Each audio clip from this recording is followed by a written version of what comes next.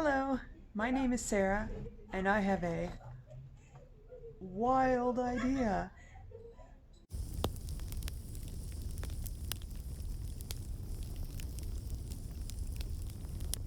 So I just finished this piece for with cross stitching Cuphead, and I was trying to figure out what I wanted to do as far as framing it. I know the option is to go and have it custom framed at a framing store or a craft store, but I wanted to see if I can do something on my own.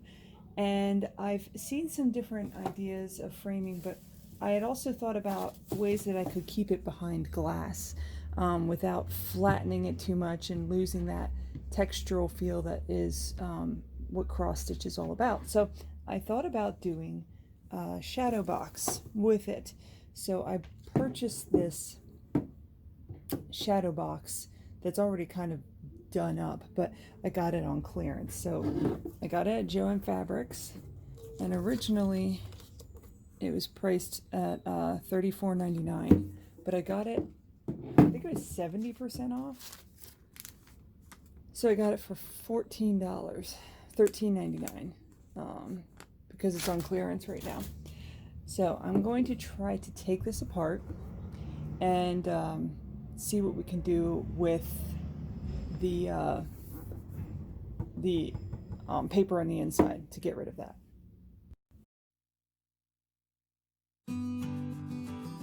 So I decided to speed this up a little bit so you don't have to sit through me tearing this whole thing apart for 2 hours, or I don't even know how long it took, but I started with the back of the frame. I wanted to take the backing off.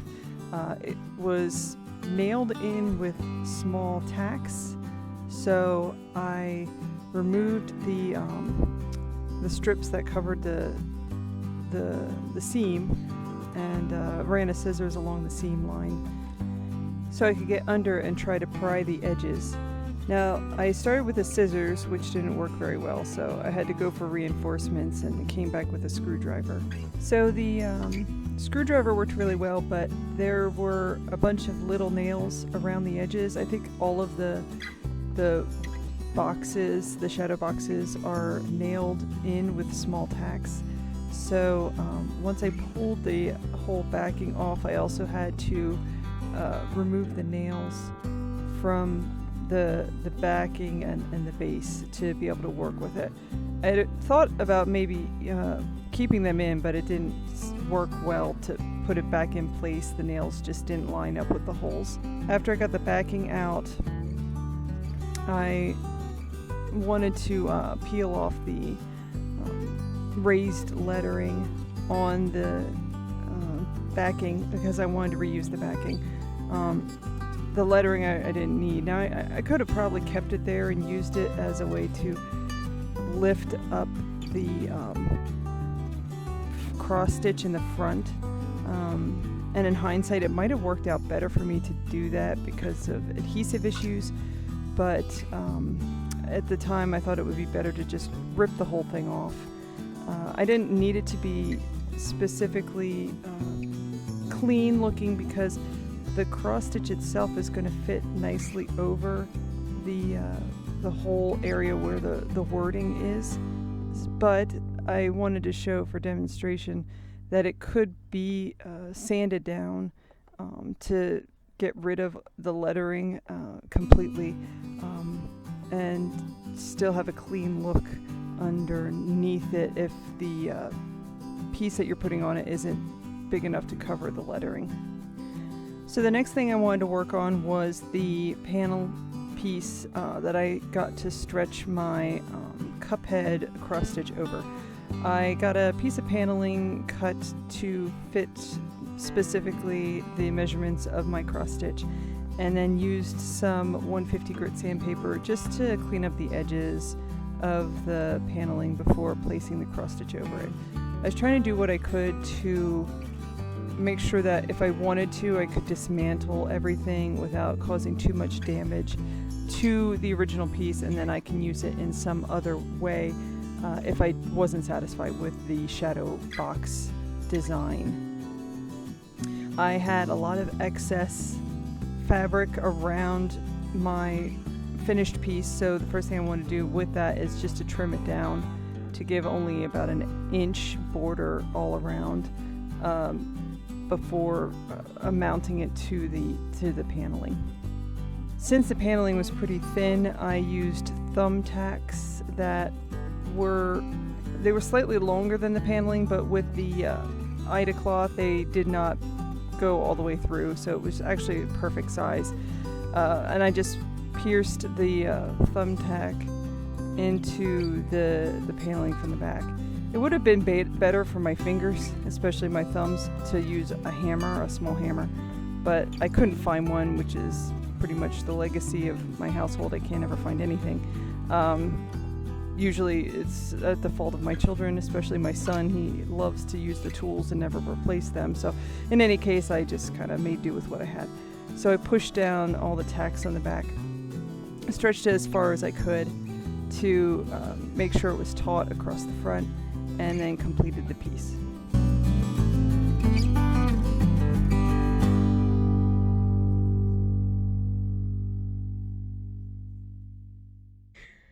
Now, I had thought about leaving the leaf design on the background, although it wasn't really appropriate for this piece. If it was something more of a floral design, I could have left the leaf there, just put the piece of wood directly over the graphic that we wanted to get rid of, and it would have looked just as nice. But because of the Cuphead being a video game, the leaf didn't really seem to fit, so I wanted to paint over that before applying my cross stitch piece, but that obviously is optional based on what's there.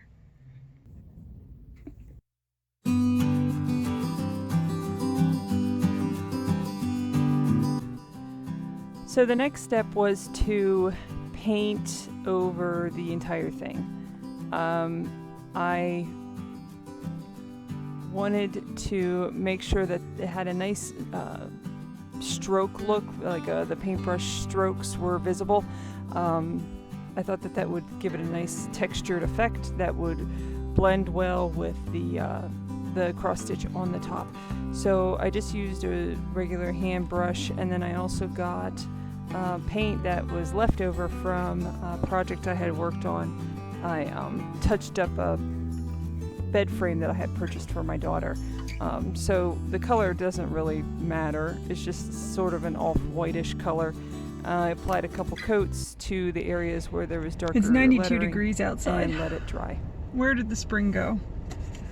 So anyway, I was trying to figure out how to glue my cup head to my backing, and I figured a glue gun would be the best option based on the different components. And so I went looking for my glue gun, and I couldn't find it. So I found my mini glue gun, which would be great, except it's out of glue, and the only glue I could find was for the regular size glue gun. So I'm at a loss with this. So anyway, fortunately, within a 2-mile radius of my house, there are 3 craft stores. I decided to go to Hobby Lobby today because they've been unfortunately closed for the COVID circumstance. I know some of them stayed open, but the one in my area was closed because it's adjoined to a mall.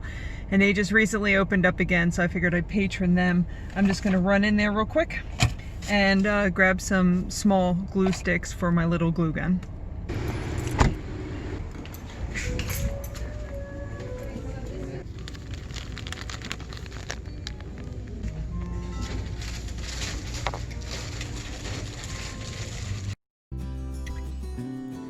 I wanted to put some masking tape on the back of the finished cross stitch just to keep everything contained, but also to keep the fabric from fraying.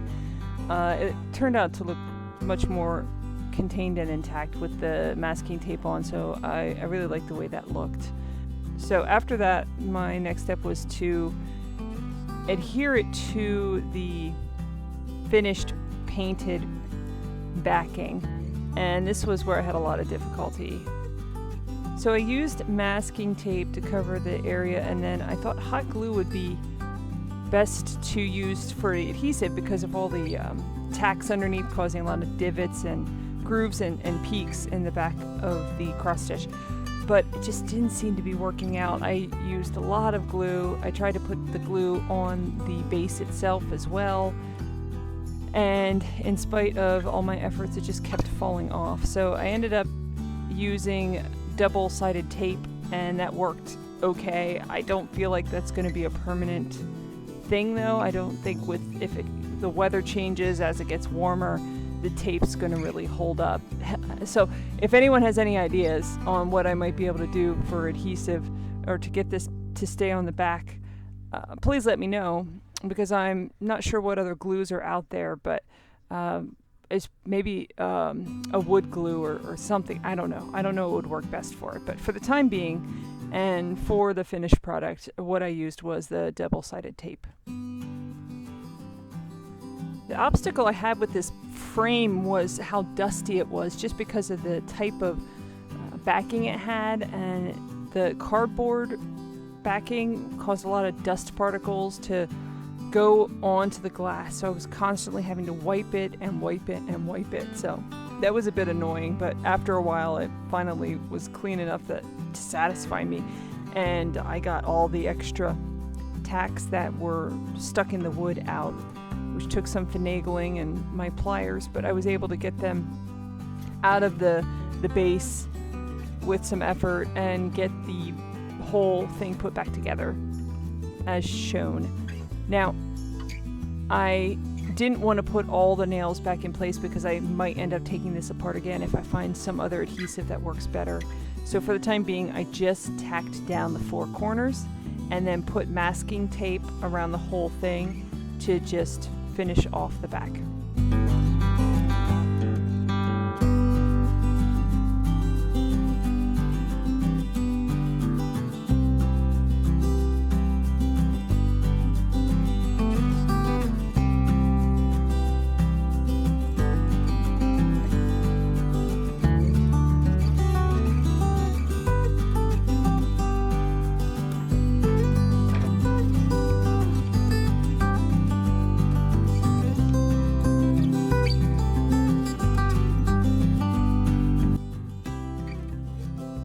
So that's it for my video, but before I go, I wanted to show you a few other things I got at Joann Fabrics.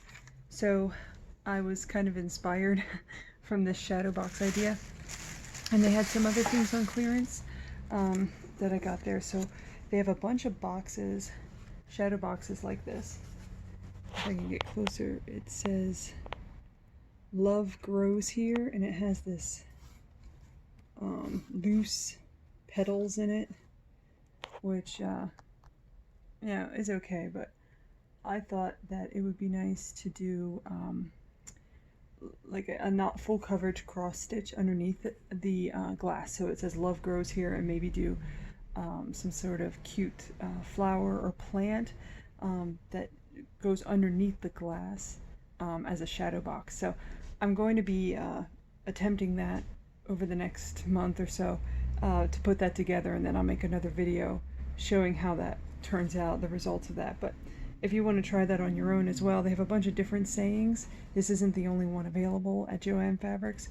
The original price is $19.99, and I got it for $6. So I figured it wasn't worth, I mean, it was worth just spending the $6 to try to see if it comes out nice. The other thing I got was, I'm doing this one-handed. Okay. This display here. So it's 3 pieces that are joined with these wooden balls in between them, and it has these tassels on the ends, and they're not glassed, but they have like a cloth. It almost looks like an Ida cloth that's on it, and then it's printed with these pictures that are kind of tropical looking. But I was thinking about taking out these pictures and then putting little non-coverage pieces, non-full coverage pieces in each of these boxes that are themed. So I'm not going to say more than that because I haven't decided exactly what they'll be. But the backing is wood for both of these boxes, so you can actually stretch the finished piece directly over the backing and not have to add any additional wood pieces like I did with the other shadow box I did. The same as this one, the backing is wood, so you could just stretch it over that. This one might be harder because of the way it fits in as opposed to this one, but I'm going to try both and see. This one has a lot of spacing to it, so I think I'd be able to do a better job at stretching it over the wood backing. But it looks like they glued this on, so that might be an option too, instead of stretching it. And then this piece was originally, wait, is this, yeah, this was originally $30 and I got it for $11.99. So I have a really good idea for this, but I don't want to go into detail with it on this video, but I'll do another video about it when I'm making that. So just to come up with other options, there's other options that you can do besides the one shadow, just a standard shadow box with a full coverage piece. So there's other things that you might want to consider if you like this idea. So thank you for watching, thank you for making it to the end, and I'll see you in the next video.